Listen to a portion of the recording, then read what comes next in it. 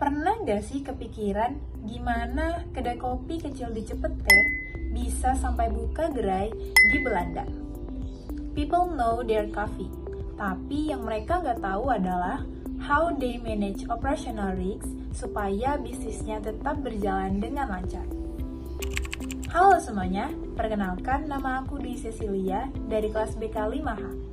Video ini dibuat untuk memenuhi tugas mata kuliah Manajemen Risiko yang diampu oleh Ibu Eva Simatupang. Tuku berdiri pada tahun 2015 dengan gerai kecil dan sederhana. Tapi punya fokus utamanya, kopi enak, cepat, dan konsisten. Fast forward beberapa tahun, Tuku berkembang jadi brand kopi yang terkenal dengan puluhan gerai dan ratusan barista yang siap menjaga kualitasnya di setiap cabang.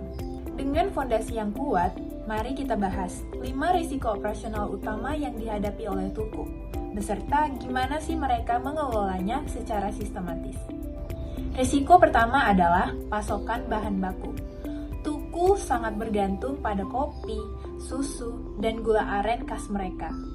Gangguan pasokan ataupun kualitas bahan baku yang tidak memadai dapat menghentikan produksi dan mengubah rasa kopi. Sehingga ini dapat berdampak langsung pada penjualan ataupun kepuasan pelanggan baru. Risiko ini termasuk dampak yang tinggi dan kemungkinan medium. Untuk mitigasinya, Tuku menjalin kemitraan jangka panjang dengan petani lokal, menyiapkan buffer stok, serta melakukan quality control yang rutin. Dengan langkah ini, produksi tetap stabil dan di semua cabang. Dan juga risiko kedua adalah kualitas rasa.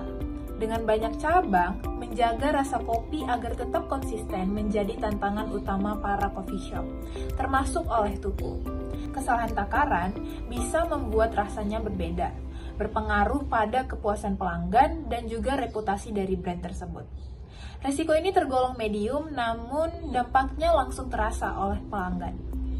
Tuku mengatasi hal ini dengan SOP yang jelas, audit rasa dengan rutin, serta standar takaran gulanya, espresso, dan susu, dan juga melakukan pelatihan barista secara berkala. Selain rasa, manusia yang melakukan operasional juga menjadi sumber risiko yang penting.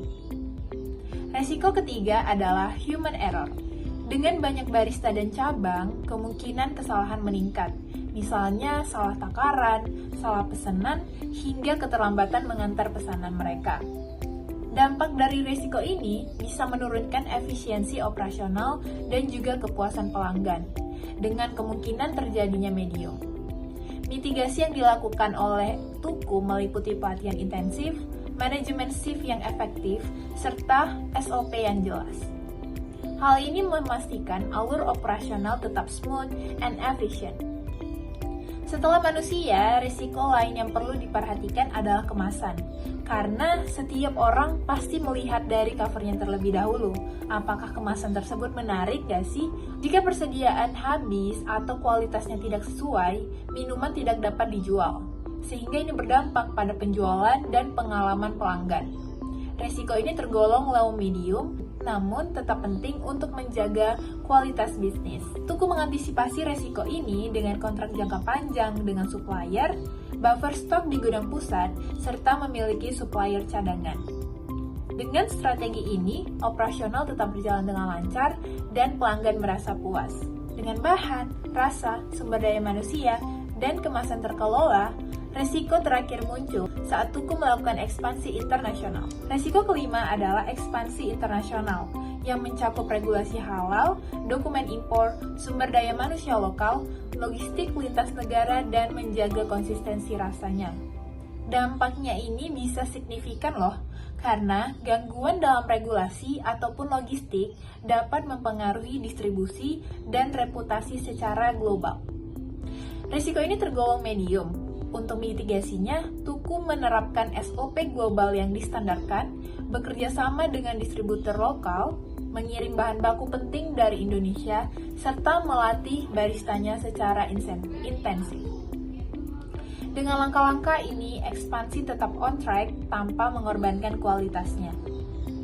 Dari Cipete hingga Eropa, kesuksesan Tuku bukan hanya soal menyajikan kopi enak, tapi gimana mereka handle risiko operasionalnya dengan baik, mengidentifikasi risiko, menilai dampak dan kemungkinan, serta menerapkan mitigasinya dengan tepat.